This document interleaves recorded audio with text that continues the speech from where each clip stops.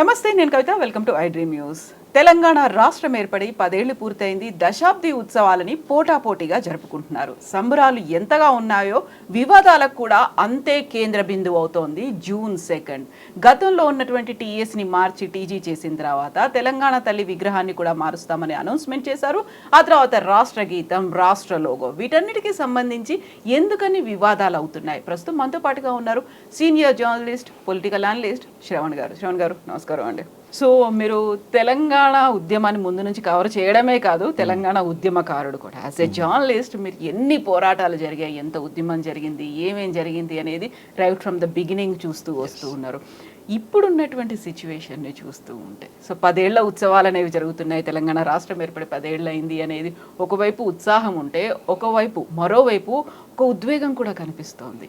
But ఈ టైంలో వస్తున్నటువంటి ఈ వివాదాలు కావచ్చు, లేకుంటే వీటన్నిటిని వాదనలు, సరికొత్త వాదనలు ఎట్లా చూస్తున్నారు అసలు మీరు? వాస్తవానికి నేను కరెక్షన్ చెప్పాలి. ఇది తెలంగాణ దశాబ్ద ఉత్సవాలు, కానీ ఇది ప్రారంభ ఉత్సవాలు కాదు, ముగింపు ఉత్సవాలు. ఎందుకంటే ఆల్రెడీ కేసీఆర్ గారు స్టార్ట్ చేసింది, ప్రభుత్వ పరంగా చేశారు. అది వ్యక్తిగతంగా నేను చెప్పట్లేను. ప్రారంభోత్సవం, ఇది ముగింపు ఉత్సవాలు. ఈ రాష్ట్ర ప్రభుత్వం చేస్తుంది ముగింపు ఉత్సవాలు. మనం ముగింపు ఉత్సవాలు కానీ వ్యవహరించాల్సి ఉంటుంది. ఇది నా కరెక్షన్. ఇంకా పోతే మీరు అన్నట్టుగా తెలంగాణ ఉద్యమం మొదటి నుంచి చూస్తున్న వ్యక్తులమే, కావాలని కూడా, అంటే ఉద్యమం స్టార్ట్ కానప్పుడు నుంచి కూడా యాజ్ ఎ స్టూడెంట్గా ఉన్నప్పుడు నేను కొన్ని అబ్జర్వ్ చేసిన అవి వివక్షలు కానీ అవన్నీ చూస్తూనే ఉన్నాం. నేను కూడా అనుకునేవాడిని. సో నాకు అదృష్టం అనుకోవచ్చు, నా పీరియడ్లోనే, అంటే నేను చూస్తున్నప్పుడు, నేను కొంచెం యాక్టివ్గా ఉన్న పీరియడ్లోనే ఈ తెలంగాణ ఉద్యమం ప్రారంభమైంది. సరే, మొదట్లో ఏంటో అనుకున్నా, అంటే వస్తున్నాడా కేసీఆర్ చేస్తారా, ఎవరో ఆయన వచ్చాడో అన్న టైప్లో ఉన్న. ఆ తర్వాత ఆ విధానానికి కూడా నేను ఆకర్షితేసి నేను ఉద్యమంలో పాల్గొన్నటువంటి. సరే, అదంతా ఒక ఎత్తు అయితే, ఈ తెలంగాణ ఎందుకు చేసాము అనేది కూడా అందరికీ తెలిసిన విషయం. మన నిధులు, మన నీళ్లు, మన నియామకాలతో, దీన్ని అన్నిటికీ మూలముతో పాటు ఆత్మగౌరవం విషయంలోనే చేసినాం. ఏం ఆత్మగౌరవం అంటే, అనుక్షణం అడుగడుగున వివక్షకు గురైంది. అంటే మీరు చదవడం రాదాను, మీకు తినడం రాదాను, మేము వచ్చిన తర్వాతనే మీకు పొద్దున్న లేచి అలవాటు వచ్చిందని, మేము వచ్చిన తర్వాత వరణం తినడం అలవాటు వచ్చిందని, ఇదంతా కూడా వక్రీకరణ. నేను ఏదంటే నిజాలు కూడా వక్రీకరణ. ఎందుకంటే మనం అప్పుడు కేసీఆర్ గారు అందరూ చెప్పారు. ఎప్పుడో సుమారు 800 సంవత్సరాల క్రితమే కవిత రాసినాడు, కావ్యం రాశాడు మన శ్రీనాథుడు. అక్కడ ఏమున్నది? జొన్నన్నం, జొన్నగట్టకాయ కదా. ఇక్కడ వరన్నం ఇక్కడ ఉంది. అంటే ఆ రోజు ఇక్కడ వరి పండింది. అంటే అంట్లో ఉన్న చరిత్ర సాక్ష్యాలను వక్రీకరిస్తూ మేము వస్తేనే మేము వరి పండించుకున్నారని చెప్పడం అనేది చరిత్ర వక్రీకరణ. ఇకపోతే ఓ సీనియర్ నాయకుడే అన్నాడు, మేము వచ్చిన తర్వాత ఉదయం లేవడం అలవాటు అయిందని. అదంతా కూడా చరిత్ర. ఈ విధంగా అనుక్షణం భాష పట్ల, అనుక్షణం నడవడికడి పట్ల వివక్ష గురవుతూ, ఎట్ ద సేమ్ టైం మాకు రావాల్సిన వాటాలు, మాకు రావాల్సినటువంటి సంపదల మాకు దక్కకున్నప్పుడు ఆటోమేటిక్గా తిరుగుబాటు వచ్చింది. తెలంగాణ ఉద్యమం ప్రారంభమైంది. తప్పక ఇవ్వని పరిస్థితులు ఏర్పడ్డాయి. వచ్చింది మన రాజ్యం, వచ్చింది మన పాలన, వచ్చింది పరిపాలించుకుంటూ ఉన్నాం. ఈ పరిపాలన కాలంలో నేను కేసీఆర్ పరిపాలించిన 10 సంవత్సరాలు ఆయన రాజకీయ నిర్ణయాల మీద, మంచి చెడు మీద, వాళ్ళు చేసిన అవినీతి కావచ్చు, వాళ్ళు చేసిన అభివృద్ధి మీద రాజకీయ కోణంలో లోతులకు వెళ్ళదలుచుకోలేదు. కేవలం తెలంగాణ స్వరూపం, తెలంగాణ భావజాలం, తెలంగాణ ఆత్మగౌరవ విషయంలో మాత్రం చర్చించదలుచుకున్నాను. ప్రతి రాష్ట్రానికి ఉండేటువంటి స్వరూపమైనటువంటి, హక్కైనటువంటి తెలంగాణ అంటే రాష్ట్ర ముద్ర, రాష్ట్ర పుష్పము, రాష్ట్ర పక్షి, రాష్ట్ర జంతువు, ఇవన్నీ అన్ని రాష్ట్రాలకు ఉంటుంది. కానీ రాజ్యాంగం ప్రకారం ప్రతి రాష్ట్రానికి రాష్ట్ర గీతం ఉండాలని కానీ, రాష్ట్ర జెండా ఉండాలని కానీ ఎక్కడ కూడా రాజ్యాంగంలో, చట్టంలో కానీ ఎక్కడ పేర్కొనలేదు. దీనికి కూడా ఒక కారణం ఉంది. ఎందుకంటే 1947లో మనకు దేశం వచ్చి, స్వాతంత్రం వచ్చి, రాజ్యాంగం ఏర్పాటు చేసుకునే క్రమం ఏర్పాటు చేసుకొని, ఆ చర్చల్లో భాగంగా జరిగిన అంశం ఏంటి అంటే, మనకెందుకు 660 సంస్థానాలను సమూహం చేసేసుకుని ఒక దేశంగా ప్రకటించుకున్నాం. ఈ 660లో సుమారు ఒక 60 రాష్ట్రాలు, 60కి కొంచెం రాజ్యము, సైనికులు, ఈ హోదా అయితే ఖచ్చితంగా ఉంది. చిన్న వాటికి లేకుండా ఒక 60 రాజ్యాలకైతే ఒక హోదా ఉంది. ఇట్లాంటి వాటికి వాళ్ళ జెండాను, వాళ్ళ రాష్ట్ర గీతమును మనం అవకాశం కల్పిస్తే మళ్ళీ ఆ రాజ్యభావన అల్లలో ఉండిపోతుంది. ఇది రేపటి పొద్దడి ఫెడరల్ స్ఫూర్తికి దెబ్బతింటుంది. కాబట్టి దానికి మనం స్థానం ఇవ్వకూడదు. రాజ్యాంగ చర్చల్లోనే ఆగిపోయింది ఆ అంశం. అంటే రాజ్యాంగం రూపకంలో రాలేదు, అసలు దానికి స్థానం ఇవ్వలేదు, దాన్ని చర్చించలేదు, రాష్ట్రాల గీతాలు అవసరం లేదని కూడా అన్నాడు.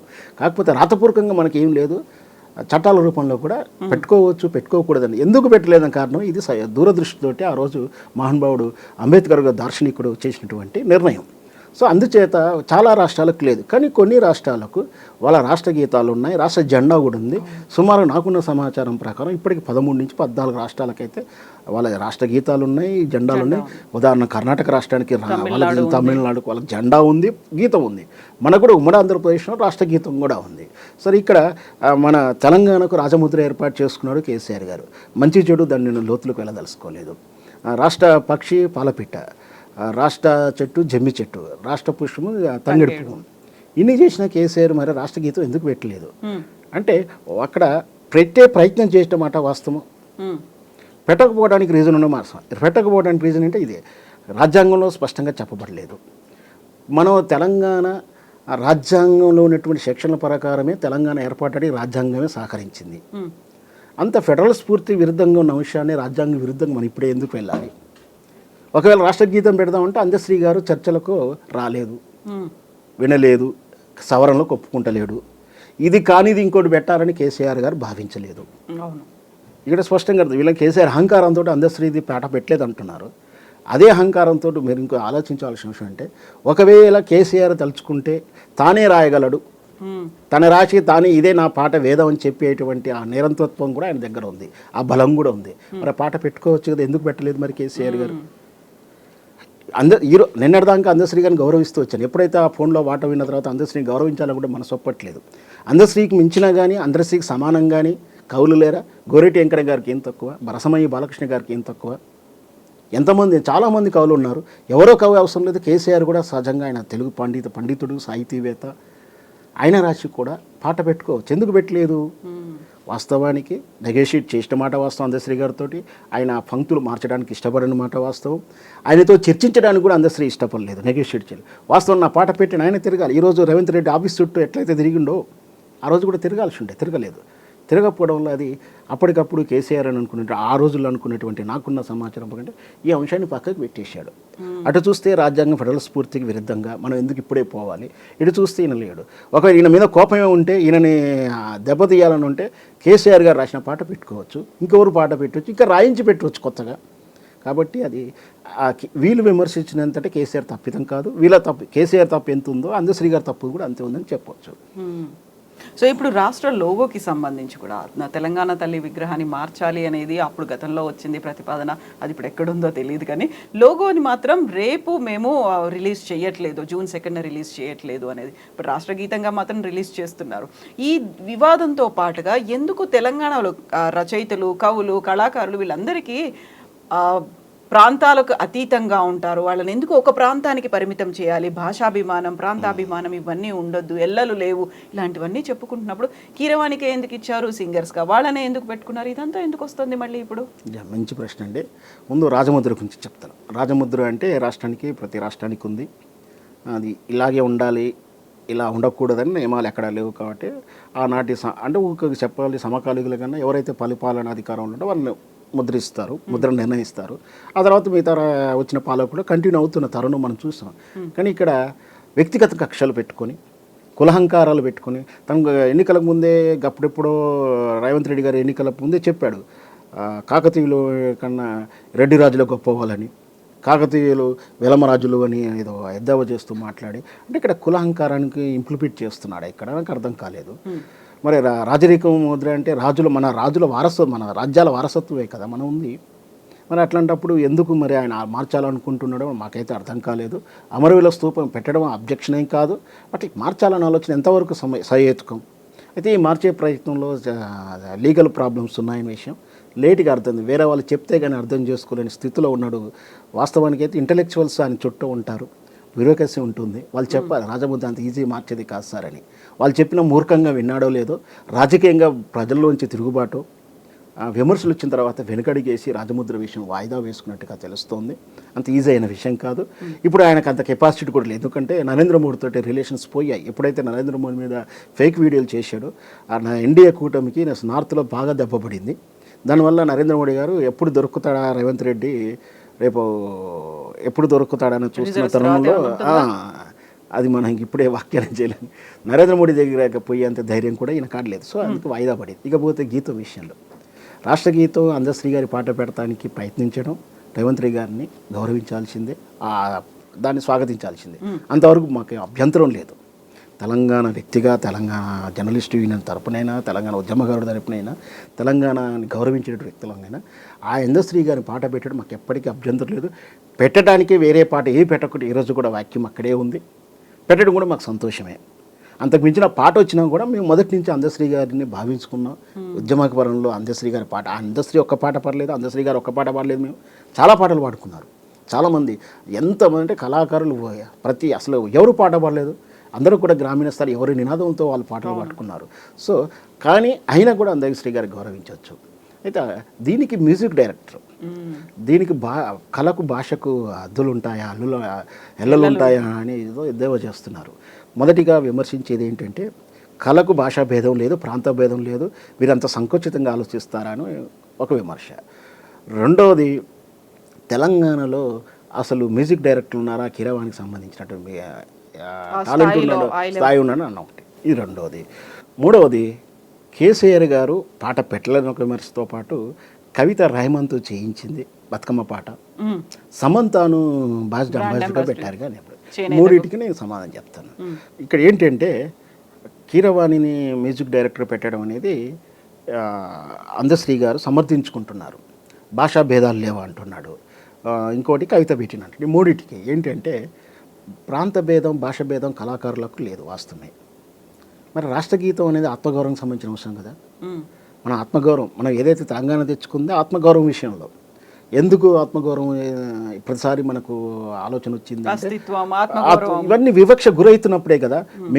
మీకు పంట పండించడం రాదన్నారు, నీకు మాట్లాడడం రాదు, నీ భాషే కాదన్నారు, నీకు పొద్దున లేచి అలవాటే లేదని. ఎట్లాంటిది రేపు పొద్దున అధికారిక హోదాలో ఆ పాట వింటుంటే మీకు మ్యూజిక్ డైరెక్టర్ లేరే అని చెప్పి బహిరంగంగా అందశ్రీ గారు మాట్లాడినప్పుడు, మేము ఆంధ్రలో మ్యూజిక్ కొడితే కానీ నీకు పాట లేదని ఎద్దేవా చేస్తున్నప్పుడు, ఆ పాట వింటున్నప్పుడు ఏదో ఎంగిలి పాట వింటుంటాడు, ఎంగిలి తిండి తిన్నట్టుగా ఫీలింగ్లో ఉంటే ఆత్మన్యూనతలోకి వెళ్ళిపోదా, ఆత్మగౌరవం చచ్చిపోదా?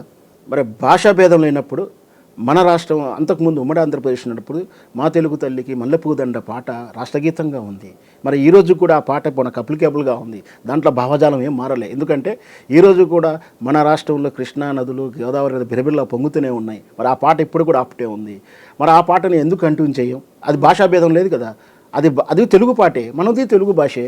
మరి ఆ తెలుగు పాట ఎందుకు కంటిన్యూ చేయరు? ఇప్పుడు అందశ్రీ గారి పాట ఎందుకు పెట్టాలి? మరి దానికి సమాధానం అందశ్రీ గారు చెప్పాలి.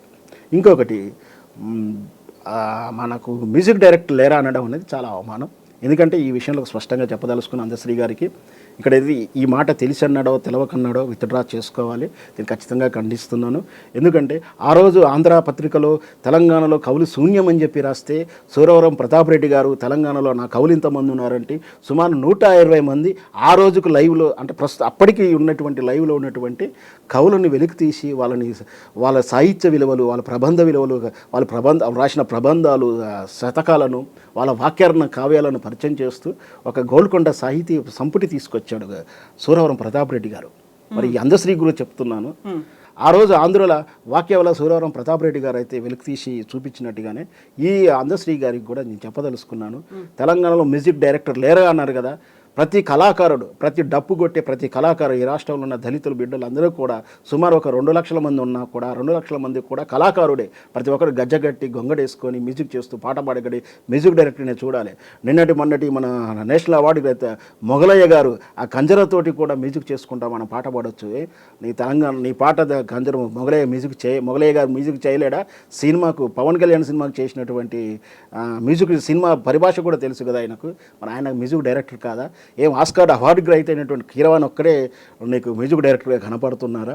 ఈ తెలంగాణలో దేశమంతా ఈ రాష్ట్రం ఉమ్మడి రాష్ట్రప్రదేశ్లో 20 సంవత్సరాల కిందనే ఈ రాష్ట్రంలో పాటల రికార్డింగ్ వ్యవస్థ అంతా మద్రాసు నగర్లో ఉంటే కరీంనగర్, సిద్దిపేట, సిరిసిల్ల, మహబూబ్నగర్లో రికార్డింగ్ స్టూడియోలు ఉన్నాయి. ప్రైవేట్ ఆల్బమ్ పాటలు రికార్డు బద్దలు కొట్టింది. నీ ఆల్బమ్ సాంగ్లు విన్నా ఆ రోజు సీడీ రూపం కాదు, ఆడియో క్యాసెట్ రూపంలో కూడా అక్కడి నుంచి రికార్డ్ అయ్యేది.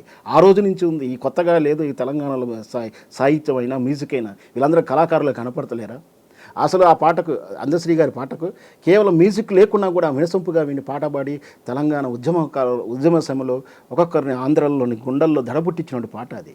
నీకు ఈరోజు కీరవాణి చేస్తేనే మ్యూజిక్ అవుతుందని అనమాట ఆలోచనకు నెట్టబడినటువంటి భావదరిద్రం అది. అది ఆంధ్రతత్వానికి బానిసత్వం అది చేస్తున్నట్టుగా భావిస్తారు. ఇంకొకటి కీరవాణితోటి చేయడంలో మా అభ్యంతరం కూడా ఉంది. ఎందుకంటే అతను రాజన్న సినిమా తీశాడు వాళ్ళ ఫ్యామిలీ నుంచి.